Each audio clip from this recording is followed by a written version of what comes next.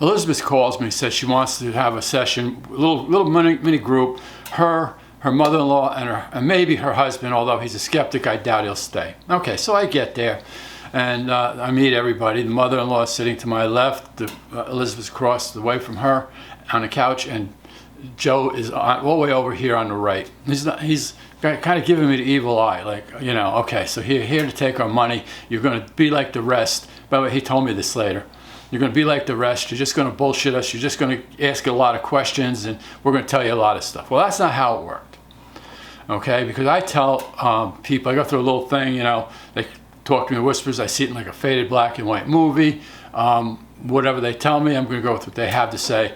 And then I say, after I tell you something, I'm going to ask you if it makes sense to you. That's the only question you're going to hear from me. Please say yes, no, maybe don't expand. Well, he perked up at that. Okay, so all of a sudden, out of the gate, John, you miss your father. He's been here with you. You used to work with him. The two of you worked hard together. You're keeping up his garden. Things of that nature. And John's like really getting a lot of stuff. Okay, he was the first one to get stuff. And I said, oh, your father's showing me a can of coins. You found silver coins in the basement, didn't you? He looks at me and slowly shakes his head, yes. So we go on. Turn to the mother getting all kinds of messages from her husband, how close they were, etc., etc. You know what, I just don't remember things. It comes in here and out here, it doesn't stay here, all right? Only 2 sessions. So anyway, so John asks me, we go into the question part. He asks me, did my father bury money in the basement or hide money in the basement? And I said, aside from the coins, oh wait, he showed me a big crack in the floor in your basement and maybe something in the wall. He said, yeah, as a matter of fact, I drew a sketch that day of what their basement looked like, and I was never in there, and it was accurate. Okay, so the father was telling him, yeah, there's money there, dig for it. I think he was breaking his chops. So we're done. And now John's a believer again.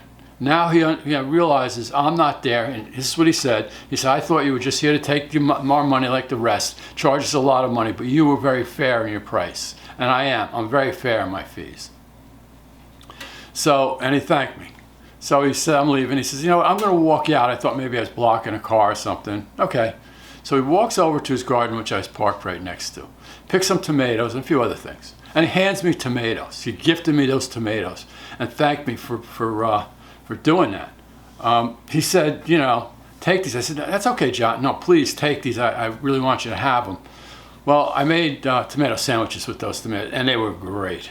So John went from being a real skeptic to getting important messages from his father. That's what I do. That's what the call bearer does. The call bearer, by the way, I've taken medium off of all my cards. I'm now just call bearer, no more call medium. I can't change the social media stuff, but I'm going to just eliminate medium altogether because I'm a little different, all right? Not that they're bad, I'm just a little different, okay?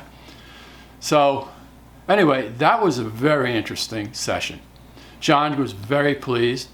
John he told me he felt relieved. He felt, you know, happy that his father still loved him and he was there for them.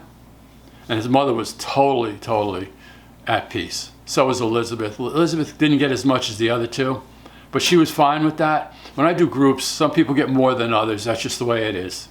Anyway, guys, listen. Always remain hopeful, never hopeless. Always be optimistic, never pessimistic. As hard as times might get, you have to try, you have to fight and stay that way. Always believe that there's so much more out there than what we realize. Believe in yourself.